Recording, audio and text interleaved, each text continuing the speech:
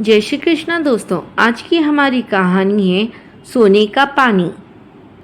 एक शहर में रेखा अपनी बेटी लक्षिता के साथ रहती थी। रेखा के पति का देहांत हो चुका था। वो लोगों के घरों में काम करती थी। लक्षिता को ढंग से पढ़ाने के लिए रेखा दिन रात काम करती थी। लक्षिता भी पढ़ने में बहुत तेज थी। एक दिन जब रेखा घर आती है तब लक्षिता कहती है, माँ देखो, मुझे स्कूल से इनाम में ये ट्रॉफी मिली है। मैं स्कूल में फर्स्ट आई हूँ। तब रेखा कहती है, बेटी ऐसे ही मेहनत से पढ़ाई करती रहे। मेरा सपना है कि तू पढ़ लिख कर एक बड़ी अफसर बन जाए। इस पर लक्षिता कहती है, लेकिन माँ मैं अभी केवल 6ठी क्लास में हूँ, उसमें तो बहुत समय लगेगा। तब रेखा कहती है, कोई बात नहीं बेटा, मैं बहुत मेहनत करके तुझे पढ़ाऊंगी। तू चिंता मत कर, बस मन लगाकर पढ़। इसी तरह समय बीत रहा था। एक दिन रेखा अपने काम से वापस आ रही थी। तभी रास्ते में उसे एक लकड़ी का बक्सा पड़ा दिखाई दिया। पहले तो रेखा आगे बढ़ गई, लेकिन फिर उसने देखा कि उस बक्से में कुछ चमक रहा है। रेखा ने डरते डरते वो बक्सा खोला तो उसमें बहुत सारे सोने के जेवर थे। रेखा को अपनी आंखों पर विश्वास नहीं हुआ। वह इधर उधर देखने लगी, लेकिन वहाँ कोई नहीं था। रेखा बक्से को उठाकर घर ले आई। रेखा कहती है, देखो बेटी, मुझे क्या मिला, इतने सारे जेवर। अब हमें कभी पैसों की कमी नहीं होगी। तब लक्षिता पूछती है, माँ ये कहाँ से आए? इस पर रेखा कहती है, बेटी यह लगता है भगवान जी ने हमारे दुखों को दूर करने के लिए भेजे हैं, लेकिन तू इसके बारे में किसी से कुछ मत कहना। और रेखा इस बक्से को संभालकर छुपाकर रख देती है। अगले दिन उस बक्से में से एक अंगूठी निकालकर बाजार में एक सुनार की दुकान पर बेचने जाती है। तब वो पूछती है, भैया मुझे यह अंगूठी बेचनी है। सुनार अंगूठी लेकर उसकी जांच करता है। फिर वह कहता है, यह अंगूठी कहाँ से लाई हो?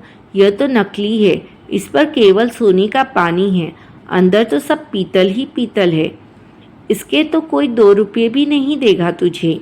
यह सुनकर रेखा बहुत परेशान हो जाती है और कहती है, एक काम करो सेठ जी, यह मुझे वापस दे दो।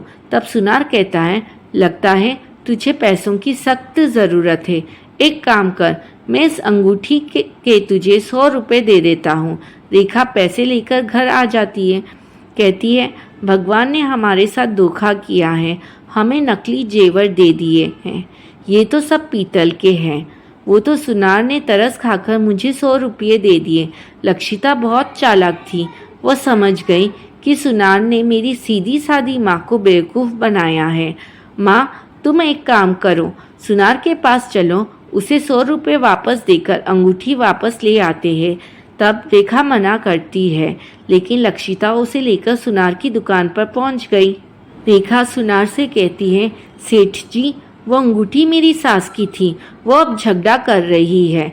आप अपने 100 रुपये ले लो और अंगूठी वापस कर दो। इस पर सुनार कहता है, अरे उस पीतल की अंगूठी का क्या करेगी? ये ले 100 रुपये और ले जा। मुझे तो अंगूठी की बनावट अच्छी लगी, इसलिए रख ली। इसे देखकर मैं सोने की अंगूठी बनवा लूँगा। तब लक्षिता कहती है, नहीं सेठ जी, आप हमारी अंगूठी हमें वापस कर दीजिए, नहीं तो हमारी दादी यहीं आकर आपसे झगड़ा करेगी। सुनार बड़ी मुश्किल से अंगूठी वापस करता है। अंगूठी लेकर दोनों घर आ जाते हैं। इस पर रेखा कहती है, अच्छे भले 200 रुपये दे रहा था, ले लेती इस पीतल की अंगूठी का। क्या करूँगी, कोई 200 रुपये देगा भी नहीं। तब लक्षिता कहती है, माँ आपको शायद पता नहीं है, वो सुनार हमें बेवकूफ़ बना रहा था। मुझे लगता है यह अंगूठी सोने की है। मैं इसे कल स्कूल ले जाऊंगी। हमारी साइंस लैब में इसका पता लग जाएगा। मैं अपनी मैडम से कहकर चेक करवा लूँगी। अगले दिन लक्षिता खुशी खुशी घर आई। शाम को जब रेखा वापस आई तो लक्षिता ने उसे बताया, माँ यह अंगूठी सोने की है। उस सुनार की नीयत खराब हो गई थी।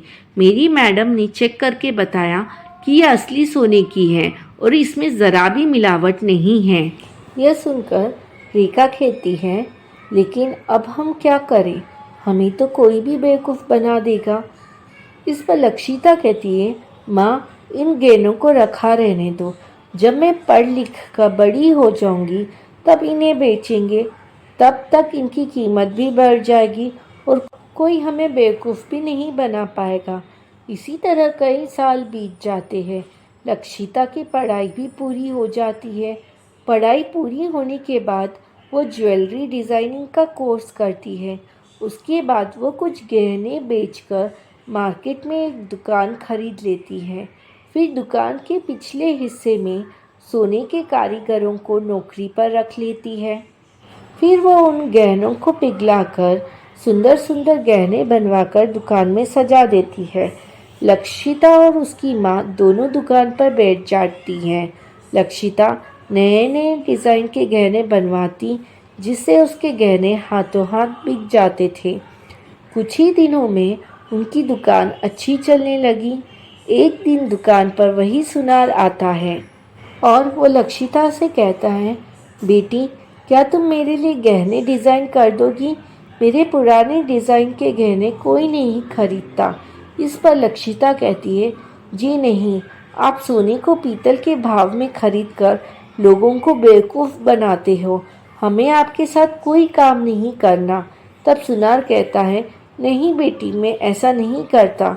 इस पर रेखा आ जाती है और कहती है, सेठ जी आप भूल गए, एक बार मैं आपकी दुकान पर आई थी।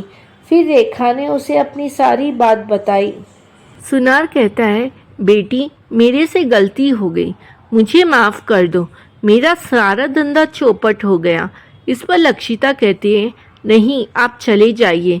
सुनार चुपचाप वापस चला जाता है। लक्षिता ने अपने काम को बहुत बढ़ा लिया। अब उसके शहर में कई शोरूम थे जहां नए नए डिज़ाइन के गहने बिकते थे।